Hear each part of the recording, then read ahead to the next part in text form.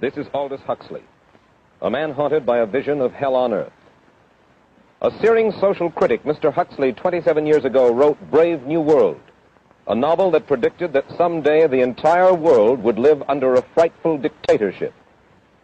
Today, Mr. Huxley says that his fictional world of horror is probably just around the corner for all of us. We'll find out why in a moment. The Mike Wallace Interview, presented by the American Broadcasting Company in association with the Fund for the Republic, brings you a special television series discussing the problems of survival and freedom in America. Good evening. I'm Mike Wallace. Tonight's guest, Aldous Huxley, is a man of letters, as disturbing as he is distinguished. Born in England, now a resident of California, Mr. Huxley has written some of the most electric novels and social criticism of this century. He's just finished a series of essays called Enemies of Freedom, in which he outlines and defines some of the threats to our freedom in the United States. And Mr. Huxley, right off the bat, let me ask you this. As you see it, who and what are the enemies of freedom here in the United States? Well, I don't think you can say who in the United States. I don't think there are any sinister persons deliberately trying to rob people of their freedom. But I do think, first of all, that there are a number of impersonal forces which are pushing in the direction of less and less freedom. And I also think that there are a number of technological devices which anybody who wishes to use can use to accelerate this process of going away from freedom, of imposing control. Well, what are these forces and these devices, Mr. Huxley? I should say that there are two main impersonal forces. The first of them is not exceedingly important in the United States at the present time, though very important in other countries. This is the force which in general terms can be called overpopulation, the mounting pressure of population pressing upon existing resources. This, of course, is an extraordinary thing. Something is happening which has never happened in the world's history before. I mean, let's just take a simple fact that between the time of the birth of Christ and the landing of the Mayflower, the population of the Earth doubled. It rose from 250 million to probably 500 million. Today, the population of the Earth is rising at such a rate that it will double in half a century. Well, why should overpopulation work to diminish our freedoms?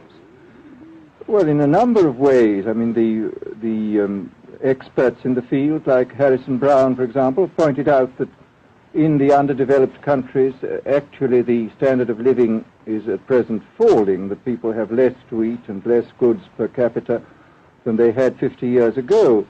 And as the position of these countries, the economic position, becomes more and more precarious, obviously the central government has to take over more and more responsibility for keeping the ship of state on an even keel.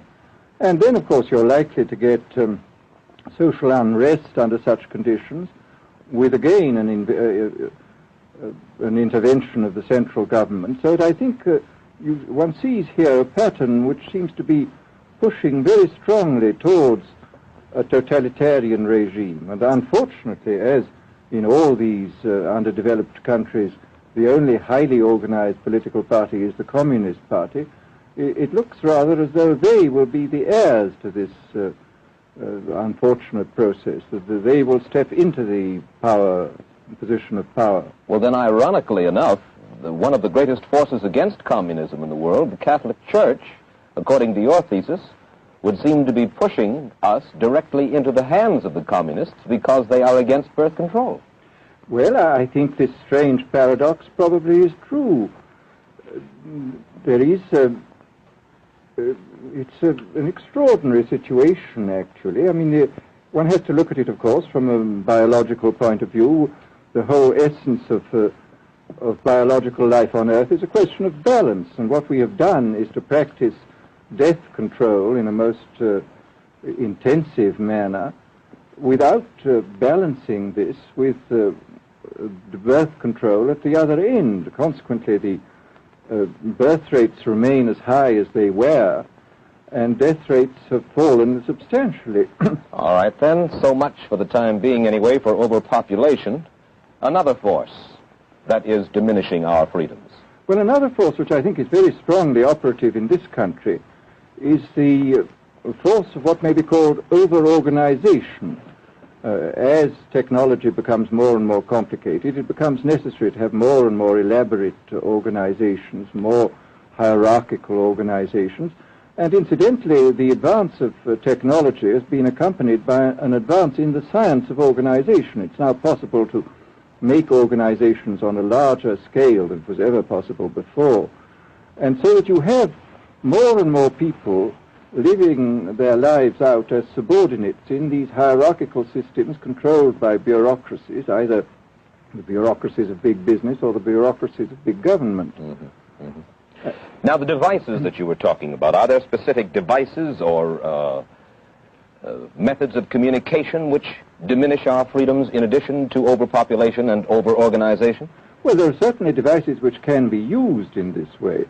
I mean, let us take, after all, a piece of very recent and very painful history is the propaganda used by Hitler, which was incredibly effective. I mean, what were Hitler's methods? Hitler used terror on the one kind, brute force on the one hand, but he also used a very efficient form of propaganda, which he was using every modern device at that time. He didn't have TV, but he had the radio, which he used to the fullest extent, and was able to impose his will on an immense mass of people. I mean, the Germans were a highly educated people. Well, we're aware of all this, but how do you equate Hitler's use of propaganda with the way that propaganda, if you will, is used, let us say, here in the United States? Are you suggesting that there is a parallel? Needless to say, it's not being used in this way now, but the point is, it seems to me, that there are methods at present available, methods superior in some respects to Hitler's method, which could be used in a bad situation. I mean, what I feel very strongly is that we mustn't be caught by surprise by our own advancing technology. This has happened again and again in history. Technology has advanced, and this changes social conditions, and suddenly people have found themselves in a situation which they didn't foresee and doing all sorts of things they didn't really want to do. Well, now, what do you mean? Do you mean that we develop our television, but we don't know how to use it correctly? Is that the point that you're making? Well, at present, the television, I think, is being used quite harmlessly. It's being used, I think, I would feel it's being used too much to distract everybody all the time. But, I mean, imagine, which must be the situation in all communist countries, where the television, where it exists, is always saying the same thing the whole time, is always driving along. It's not creating a wide front of distraction, it's creating a one-pointed drumming in of a single idea all the time. It's obviously an immensely powerful instrument. So you're talking about the potential misuse of the instrument. Exactly. We have, after all technology is in itself morally neutral. These are just powers which can either be used well or ill. It's the same thing with atomic energy. We can either use it to blow ourselves up, or we can use it as a substitute for the coal and the oil, which are running out. You've even written about the use of drugs in this light. Well, now, this is a very interesting subject. I mean, in this book that you mentioned, this book of mine, Brave New World, I postulated a substance called soma, which was a very versatile drug. It would make people feel happy in small doses. It would make them see visions in medium doses, and it would send them to sleep in large doses. Well, I don't think such a drug exists now, nor do I think it will ever exist, but we do have drugs which will do some of these things, and I think it's quite on the cards that we may have drugs which will profoundly change our mental states without doing us any harm. I mean, this is the pharmacological revolution which has taken place, that we have now powerful mind-changing drugs which, physiologically speaking, are almost costless. I mean, they are not like opium or like cocaine, which do change the state of mind, but leave terrible results physiologically and morally. Mr. Huxley, in your new essays, you state that these various enemies of freedom, are pushing us toward a real-life, brave new world, and you say that it's awaiting us just around the corner. First of all, can you detail for us what life in this brave new world which you fear so much, or what life might be like? Well, to start with, I think this kind of the dictatorship of the future, I think will be very unlike the dictatorships which we've been familiar with in the immediate past. I mean, take another book prophesying the future, which was a very remarkable book, George Orwell's 1984. Well, this book was written at the height of the Stalinist regime and just after the Hitler regime. And there he foresaw a dictatorship using entirely the methods of terror, the methods of physical violence. Now, I think what is going to happen in the future is the dictators will find, as the old saying goes, that you can do everything with bayonets except sit on them. That if you want to preserve your power indefinitely, you have to get the consent of the ruled. And this they will do partly by drugs, as I foresaw in Brave New World, partly by these new techniques of propaganda. They will do it by bypassing the sort of rational side of man and appealing to his subconscious and his deeper emotions and his physiology even, and so making him actually love his slavery. I mean, I think this is the danger, that actually people may be in some ways happy under the new regime, but they will be happy in a situation where they oughtn't to be happy. But let me ask you this. You're talking about a world that could take place within the confines of a totalitarian state. Let's become more immediate, more urgent about it. We believe, anyway, that we live in a democracy here in the United States. Do you believe that this brave new world that you talk about could, let's say in the next quarter century, the next century, could come here to our shores? I think it could. I mean, that's why I feel it's so extremely important here and now to start thinking about these problems, not to let ourselves be taken by surprise by the new advances in technology. I mean, for example, in regard to the use of the drugs, we know there's enough evidence now for us to be able, on the basis of this evidence and using a certain amount of creative imagination, to foresee the kind of uses which could be made by people of bad will with these things, and to attempt to forestall this. And in the same way, I think with these other methods of propaganda, we can foresee and we can do a good deal to forestall. I mean, after all, the price of freedom is eternal vigilance. You write in Enemies of Freedom, you write specifically about the United States. You say this, writing about American political campaigns. You say, all that is needed is money and a candidate who can be coached to look sincere. Political principles and plans for specific action have come to lose most of their importance. The personality of the candidate, the way he is projected by the advertising experts, are the things that really matter. Well, this is, during the last campaign, there was a great deal of this kind of statement by the advertising managers of the campaign parties, this idea that the candidates had to be merchandised as though they were soap or toothpaste, and that you had to depend entirely on the personality. I mean, the personality is important, but there are certainly people with an extremely amiable personality, particularly on TV, who might not necessarily be very good in positions of political trust. Well, do you feel that men like Eisenhower, Stevenson, Nixon, with knowledge of forethought, were trying to pull the wool over the eyes of the American public? No, but they were being advised by powerful advertising agencies who were making campaigns of a quite different kind from what had been made before. And I think we shall see probably all kinds of new devices coming into the picture. I mean, for example, this thing which got a good deal of publicity last autumn, subliminal projection. I mean, as it stands, this thing, I think, is of no menace to us at the moment. But I was talking the other day to one of the people who has done most experimental work in the psychological laboratory with this, was saying precisely this, that it is not at the moment a danger, but once you've established a principle that something works, you can be absolutely sure that the technology of it is going to improve steadily. And I mean, his view of the subject was that, well, maybe they will use it to some extent in the 1960 campaign, but they will probably use it a good deal and much more effectively in the 1964 campaign, because this is the kind of rate at which technology advances. And we'll be persuaded to vote for a candidate that we do not know that we are being persuaded to vote for. Exactly. I mean, this is the rather alarming feature, that you're being persuaded below the level of choice and reason. In regard to advertising, which you mentioned just a little ago, in your writing, particularly in Enemies of Freedom, you attack Madison Avenue, which controls most of our television and radio advertising, newspaper advertising, and so forth.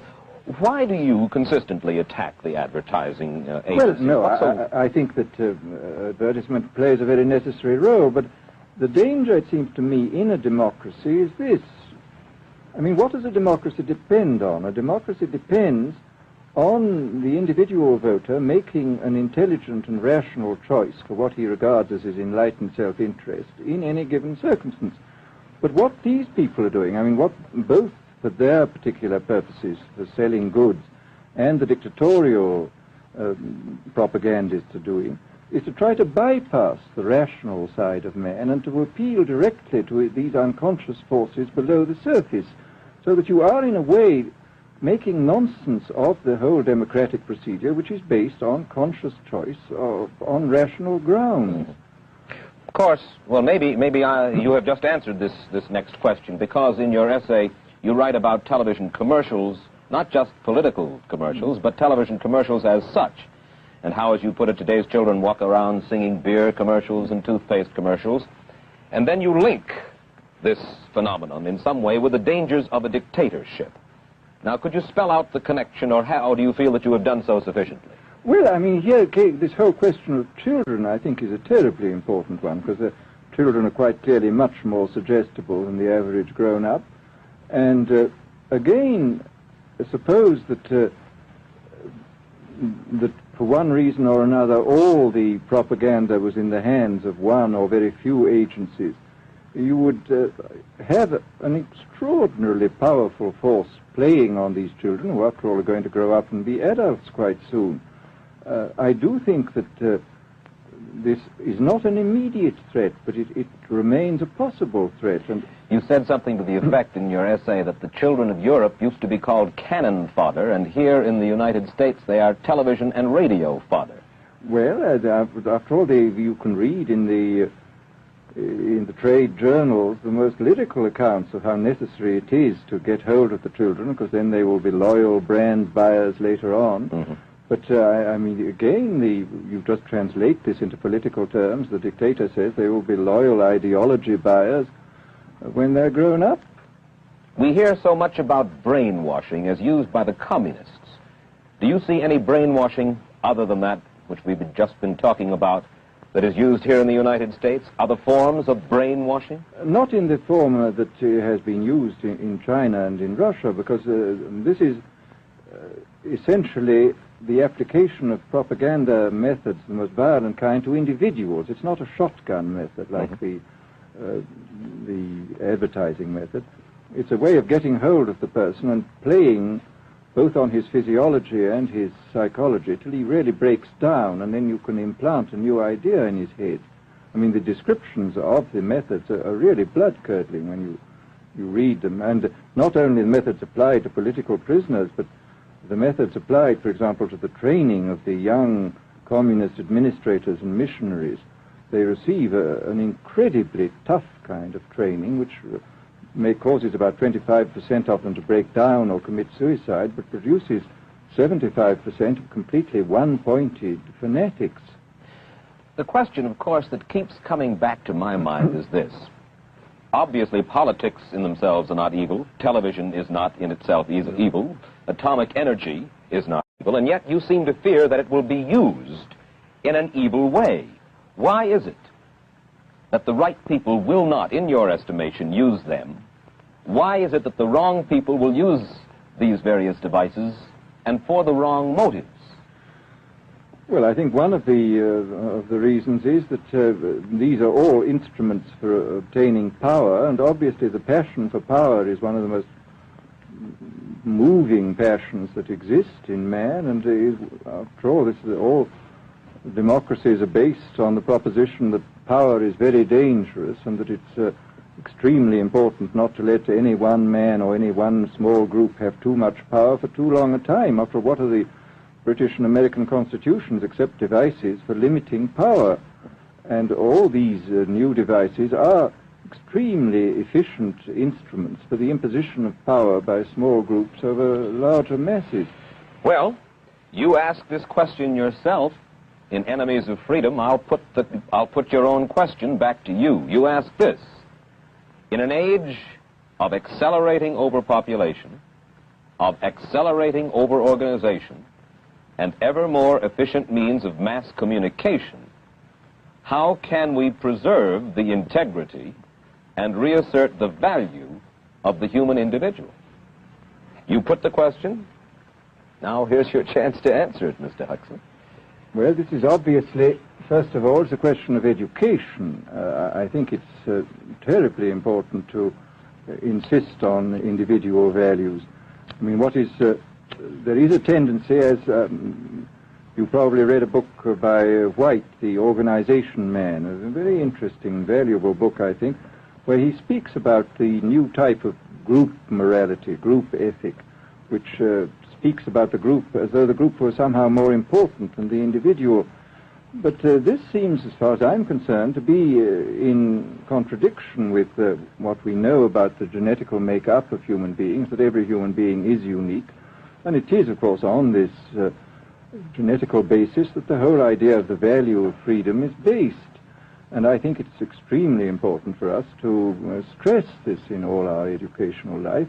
And I would say it's also very important to teach people to be on their guard against the sort of verbal booby traps into which they're always being led, to analyze the kind of things that are said to them. Well, I think there is this whole educational side, and I think there are many more things that one could do to strengthen people and to make them more aware of what was being done. You're a prophet of decentralization. Well, yes, if this is feasible. It's one of the tragedies, it seems to me. I mean, many people have been talking about the importance of decentralization in order to give back to the voter a sense of direct power. I mean, the voter in an enormous electorate feels quite impotent, and his vote seems to count for nothing. This is not true where the electorate is small and where he is dealing with a group which he can manage and understand. And if one can, as Jefferson, after all, suggested, break up the units into smaller and smaller units and so get a real self-governing democracy. Well, that was all very well in Jefferson's day, but how can we revamp our economic system and decentralize and at the same time meet militarily and economically the tough challenge of a country like Soviet Russia? Well, I think the answer to that is that there are, it seems to me that industrial production is of two kinds. I mean, there are some kinds of industrial production which obviously need the most tremendously high centralization, like the making of automobiles, for example. But there are many other kinds where you could decentralize quite easily and probably quite economically, and that you would then have this kind of decentralized life. After all, you begin to see it now if you travel through the South, this decentralized textile industry which is springing up there. Mr. Huxley, let me ask you this, quite seriously. Is freedom necessary? As far as I'm concerned, it is, yes. Why? Is it necessary for a productive society? Yes, I should say it is. I mean, a genuinely productive society. I mean, I think you could produce plenty of goods without much freedom, but I think the whole sort of creative life of man is ultimately impossible without a considerable measure of individual freedom, that initiative, creation, all these things which we value, and I think value properly, are impossible without a large measure of freedom. Well, Mr. Huxley, take a look again at the country which is in the stance of our opponent anyway it would seem to be there, Soviet Russia. It is strong and getting stronger economically, militarily. At the same time, it's developing its art forms pretty well. It seems not unnecessarily to squelch the creative urge among its people, and yet it is not a free society. It's not a free society, but here is something very interesting, that those members of the society, like the scientists who are doing the creative work, are given far more freedom than anybody else. I mean, it's a privileged aristocratic society in which, provided that they don't poke their noses into political affairs, these people are given a great deal of prestige, a considerable amount of freedom, and a lot of money. I mean, this is a very interesting fact about the new Soviet regime, and I think what we're going to see is a people on the whole with very little freedom, but with an oligarchy on top, enjoying a considerable measure of freedom and a very high standard of living. And the people down below, the epsilons down below, enjoying very little. And you think that that kind of situation can long endure? I think it can certainly endure much longer than a situation in which everybody is kept down. Because, I mean, they can certainly get their technological and scientific results on such a basis. Well, the next time that I talk to you then, perhaps we should investigate further the possibility of the establishment of that kind of a society, where the drones work for the queen bees up above. Well, but yes, but I must say I still believe in democracy. If we can make the best of the creative activities of the people on top, plus those of the people on the bottom, so much the better. Mr. Huxley, I surely thank you for spending this half hour with us, and I wish you Godspeed, sir. Thank you. Aldous Huxley finds himself these days in a peculiar and disturbing position. A quarter of a century after prophesying an authoritarian state in which people were reduced to ciphers, he can point at Soviet Russia and say, "I told you so." The crucial question, as he sees it now, is whether the so-called free world is shortly going to give Mr. Huxley the further dubious satisfaction of saying the same thing about us. Stay tuned for a preview of next week's interview. Till then, Mike Wallace, good night.